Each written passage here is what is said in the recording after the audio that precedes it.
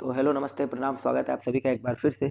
उम्मीद है कि आप सभी बहुत अच्छे होंगे। स्टार्ट करते हैं आज का सेशन। अगर आपको इस लेक्चर की पीडीएफ चाहिए तो आप हमारे इस टेलीग्राम पे आ सकते हो, English@Dean Sir। यहाँ से आपको पीडीएफ मिल जाएंगी, ठीक है। और वीडियो को शुरू करने से पहले एक बार शेयर जरूर कर देना। ये मेरी एक रिक्वेस्ट है आपसे कि जो लोग भी वीडियो देख रहे हो, वीडियो को शेयर करना ना भूलो, ताकि जो लोग अभी तक नहीं जुड़े वो इस सेशन में जुड़ पाए। वीडियो के आखिरी में फिलर्स फॉर्म में क्विज मिलेगा, उनके आंसर्स कमेंट बॉक्स में करना ना भूलना, ठीक है। चलो आ जाओ। अब देखो, बात है वेस्ट बंगाल की, जहाँ की सीएम है ममता बनर्जी और जहाँ के गवर्नर यानी कि राज्यपाल हैं जगदीप धनखड़। तो ऐसा इस आर्टिकल में लिखा गया, जो द हिंदू ने अपने आर्टिकल में लिखा, वो ये बताया कि जगदीप धनखड़ साहब अपनी हद पार कर रहे हैं। जिस जगह पे उनको रहकर काम करना है वो वहां से भटक रहे हैं। भटकना मतलब स्ट्रे कर रहे हैं, स्ट्रे करना, ठीक है ना। तो भटकना, वो वहां से भटक रहे हैं। और प्राइम मिनिस्टर को ये मतलब समझाना चाहिए उनको कि वो अपनी लिमिट में रहकर काम करें। समझ में आ गया? पूरा पूरा ये आर्टिकल क्या था, जगदीप धनखड़ साहब के बारे में था कि वो जो उनको संवैधानिक दर्जा मिला हुआ है, जिस तरह से उनको पावर मिली हुई है, वो उस पावर का थोड़ा गलत इस्तेमाल कर रहे हैं और कहीं ना कहीं बीजेपी को फेवर कर रहे हैं। ऐसा उस आर्टिकल में लिखा हुआ है, ऐसा मैं नहीं कह रहा हूँ, बिल्कुल भी मैं नहीं बोल रहा हूँ। ये सिर्फ और सिर्फ उस आर्टिकल में लिखा हुआ है। तो देखो, पहला वर्ड है स्ट्रे। स्ट्रे का मतलब भटकना, to move away from the place where you should be, है ना। जैसे मान लो मैं कह दूं भटके हुए जानवर, तो स्ट्रे एनिमल। तो स्ट्रे एनिमल में स्ट्रे एडजेक्टिव हो गया, यहाँ पे स्ट्रे का पार्ट ऑफ स्पीच है वर्ब। वो जानवर अपना रास्ता भटक गया तो स्ट्रे कर गया, स्ट्रे इनटू द जंगल, तो भटक कर जंगल में चला गया। लिटेनी, लिटेनी ऑफ कंप्लेंट्स, शिकायतों की श्रृंखला। A long boring account of A series of events, तो एक तरह से श्रृंखला। जैसे कल आपने पढ़ा था डिल्यूज ऑफ कंप्लेंट्स, तो शिकायतों की बाढ़। उसी तरह से लिटेनी ऑफ कंप्लेंट्स, तो शिकायतों की श्रृंखला। अप्राइज, तो देखो दोस्तों, एक वर्ड होता है राइज, फिर एक वर्ड होता है रेज। राइज मतलब उठना और रेज मतलब उठाना। अगर आप इन दोनों ही वर्ड में एप जोड़ दोगे तो ये बनेगा अप्राइज और ये बनेगा अप्रेज। अप्राइज का मतलब होता है इन्फॉर्म करना, सूचित करना, और अप्रेज का मतलब होता है मूल्यांकन करना, इवेल्युएशन करना। तो अप्राइज, टू टेल और इन्फॉर्म समबडी ऑफ समथिंग। फिर है अलार्मिंग, कॉजिंग वरी और फियर, चिंता और डर पैदा करने वाला। और क्लिफ एज, क्लिफ एज का मतलब क्लिफ की एज एक तरह से, या फिर कह लो एक ऐसा पॉइंट जहां पे कोई भी स्थिति बहुत ही एकदम से बदलती है। जैसे क्लिफ का एज का मतलब क्या होगा, ये मान लो क्लिफ है ना, ये मान लो क्लिफ है, तो ये इसकी जो एज है ना एकदम बिल्कुल कगार वाली स्थिति, तो that is called cliff edge, ठीक है। तो यहाँ से कुछ भी चीजें बड़ी तेजी से बदल सकती हैं, ठीक है। तो a point where a situation change very suddenly and completely in a damaging way, और where something suddenly becomes much worse. Clear? आ जाओ। मस्ट नॉट स्ट्रे मतलब नहीं भटकना चाहिए। रिमेन्स इन द स्पॉटलाइट मतलब चर्चा में बने रहना। लिटेनी ऑफ कंप्लेंट्स, लिटेनी ऑफ कंप्लेंट्स का मतलब शिकायतों की श्रृंखला। अपराइजिंग करना मतलब सूचित करना।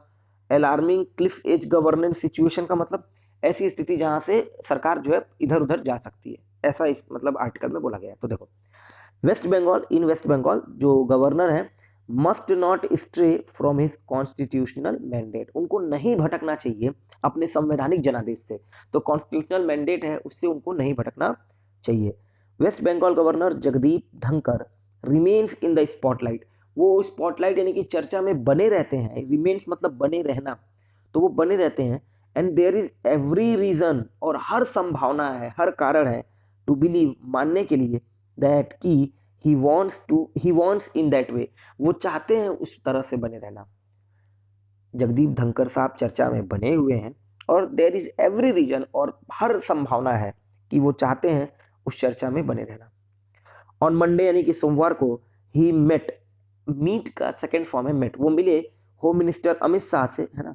होम मिनिस्टर, ये कैपिटल में होना चाहिए था, होम मिनिस्टर अमित शाह से with a litany of complaints, शिकायतों की श्रृंखला के साथ against the Mamata Banerjee government, जो ममता बनर्जी सरकार है उसके खिलाफ शिकायतों की श्रृंखला के साथ वो अमित शाह से मिले। Apprise somebody of something, apprising him, सूचित करते हुए उनको किस चीज के लिए, the alarming cliff edge governance situation in the state, की स्टेट में जो क्लिफ एज गवर्नेंस है वो बहुत ही अलार्मिंग है, मतलब बहुत ही भयावह है, स्थिति बहुत ही खराब है, कभी भी बहुत डैमेज हो सकता है, इस बारे में उनको सूचित करते हुए, ठीक है। इसी वजह से बोला गया कि गवर्नर का काम ये नहीं है कि वो जाके कहीं पे शिकायत करे या कुछ करे, उसकी खुद की पावर है और वो अपनी पावर का इस्तेमाल करे वहां पे। ठीक है, चलो आगे देखो, आगे लिखा गया है ब्रीफ। अच्छा, जैसे अभी आपने पढ़ा ना अप्राइज करना, उसी तरह ब्रीफ करना होता है। ब्रीफ करने का भी मतलब होता है to give somebody information about something. जैसे मान लो मैं आपको ब्रीफ कर दूंगा तो आप उस चीज को अच्छे से समझ पाओगे, तो ये होता है ब्रीफ करना। ठीक है, रैम्पेंट, रैम्पेंट का मतलब होता है जो एकदम कंट्रोल में ना हो, एग्जिस्टिंग और spreading everywhere in a way that can't be control. जैसे मान लो मैं बोल दूं रैम्पेंट करप्शन है, मतलब एकदम भ्रष्टाचार फैला हुआ है और उसको रोकना मुश्किल है, तो करप्शन हो गया नाउन और रैम्पेंट हो गया एडजेक्टिव। बिल्कुल अनियंत्रित तरीके से फैलता हुआ, तो अगर कोई चीज अनियंत्रित तरीके से फैल रही है तो उसके लिए आप एडजेक्टिव लगा सकते हो रैम्पेंट। बहुत ही प्यारा वर्ड है, कमेंट बॉक्स में इसके सिनोनिम या एंटोनिम आप लिखकर बता सकते हो।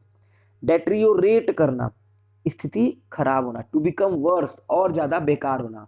ठीक है, वर्ब है डेट्रियोरेट, स्थिति और खराब होना।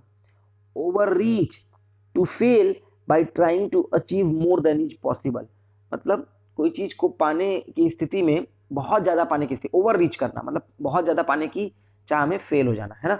नाउन वर्ब दोनों तरह से यूज हो जाएगा। फिर हमारे पास फिनिश, फिनिश का मतलब होता है great skill in dealing with people और सिचुएशन, मतलब बहुत ही कुशलता से जब आप काम करते हो, नाउन और वर्ब दोनों है, तो कुशलता से किसी सिचुएशन को डील करना या वो कुशलता, वो skill, that is called finesse. Incessant, लगातार, जैसे इंसीजेंट बारिश हो रही है मेरी तरफ इस समय, है ना, गोरखपुर और देवरिया साइड में आप पता कर लो, तो इस समय लगातार पिछले 1.5-2 महीने से बारिश हो रही है। तो कैसी बारिश हो रही है, इंसीजेंट, इंसीजेंट रेन, तो लगातार बारिश। ये भी अच्छा वर्ड है, कमेंट बॉक्स में इसके सिनोनिम और एंटोनिम बताओ। नज करना, कोहनी देना, कोहनी मारना, नज करना, या फिर जेंटली किसी को पुश करना इन अ पर्टिकुलर डायरेक्शन, है ना, नज करना। सरकम स्क्राइब कर देना, देखो स्क्राइब का मतलब लिखना, सरकम मतलब गोला, तो एक तरह से सरकम स्क्राइब करना, आपको इतने गोले के अंदर ही लिखना है, तो एक लिमिट कर देना। तो to limit somebody something freedoms, rights और पावर, समझ पाए। सरकम मतलब होता है घेरा, स्क्राइब मतलब लिखना, तो सरकम स्क्राइब इसी घेरे के अंदर लिखना है, तो उसकी फ्रीडम को, पावर को, राइट्स को क्या करना, लिमिट करना। War of nerves, war of nerves का मतलब होता है जब आप किसी के कॉन्फिडेंस को कम करते हो, an attempt to make an enemy worried and to destroy their courage by threatening them, spreading false information, मेरे बारे में गलत गलत बातें बोल के मेरा विश्वास कम करते हो, that is called war of nerves. ठीक है, चलो एक बार और देख लो इन सभी शब्दों को। ब्रीफ करना, सूचित करना, रैम्पेंट करप्शन, जो चीज नियंत्रण में नहीं है, तो रैम्पेंट करप्शन, आप ये कोलोकेशन ही ध्यान रखना, कई बार आपको फिल करने के लिए मिल जाएगा। अलार्मिंग सिचुएशन अभी बताया था, बहुत ही भयावह, बहुत ही डराने वाला, बहुत ही चिंतित करने वाला। इसके बाद से डेट्रियोरेटिंग, डेट्रियोरेट वर्ब है खराब होना, तो डेट्रियोरेटिंग खराब होता हुआ, प्रेजेंट पार्टिसिपल एडजेक्टिव है। डेवलप करना, विकास करना, डेवलपिंग कंट्री, तो विकास करता हुआ देश। डेट्रियोरेटिंग लॉ, खराब होता हुआ नियम कानून। ओवर रीच मतलब पहुंच से ज्यादा, आपकी पहुंच से ज्यादा अगर कोई काम है तो। विदाउट फिनिश, तो विदाउट फिनिश का मतलब हो जाएगा बिना कुशलता के। इंसीजेंट वॉर ऑफ नर्व्स मतलब लगातार ये जो स्थिति को मतलब एक तरह से कॉन्फिडेंस गिराने की जो सिचुएशन है, that is called incessant war of nerves. अच्छा, एक वर्ड छूट गया है, प्रोक्लिविटी। प्रोक्लिविटी का मतलब होता है एक तरह का झुकाव, इंक्लिनेशन। अनरिस्ट्रेन, अनियंत्रित। प्राइम मिनिस्टर मस्ट नज हिम, तो प्राइम मिनिस्टर को कोहनी थोड़ी मारना चाहिए, उनको उस डायरेक्शन में ले आना चाहिए, है ना, कि वो किस तरफ आ जाए, सरकमस्क्राइब्ड फंक्शंस, कि वो अपने हद में रहकर काम करे। ठीक है, चलो देखो, ड्यूरिंग द मीटिंग, मीटिंग के दौरान अमित शाह से वो मिलने गए और लिटेनी ऑफ कंप्लेंट्स लेकर चले गए। इसी पे लिखा गया है कि मीटिंग के दौरान ही ब्रीफ, उन्होंने ब्रीफ किया the home minister on the states rampant corruption and nepotism. Nepotism word आपको मिला होगा सुशांत सिंह राजपूत वाले मामले में, है ना, भाई भतीजावाद के बारे में। तो उन्होंने होम मिनिस्टर को ब्रीफ किया स्टेट के अनियंत्रित करप्शन और नेपोटिज्म को, अलार्मिंग कोविड-19 सिचुएशन, भयावह कोविड-19 सिचुएशन के बारे में, एंड वरीसम एंड डेंजरसली डेट्रियोरेटिंग, और चिंतित और खतरनाक जो खराब होता हुआ लॉ एंड ऑर्डर सिचुएशन है उसके बारे में अमित शाह को उन्होंने जाके ब्रीफ किया। This is an over reach of authority, ये क्या है, अपनी अथॉरिटी के लिए क्या है, ओवर रीच है, मतलब हद से ज्यादा आप गुजर रहे हो, आपको जो पावर मिली है उसमें रहो, उससे आप बाहर ना जाओ, तो ओवर रीच है ये। कॉमा डन विदाउट फिनिश, और वो भी कैसे किया गया है, विदाउट फिनिश मतलब बिना कुशलता के। एक होता है कि आप हद में रह के काम कर रहे हो तो समझ में आता है, आपने उस हद में रह के प्राइम मिनिस्टर से बात करी तो ठीक है। अब बिल्कुल ऐसा लग रहा है जैसे जो इस आर्टिकल में लिखा गया था कि ऐसा लग रहा है जैसे अपोजिशन पार्टी के नेता हैं उस तरह से जाकर अमित शाह से मिल रहे हैं और उनसे बात कर रहे हैं।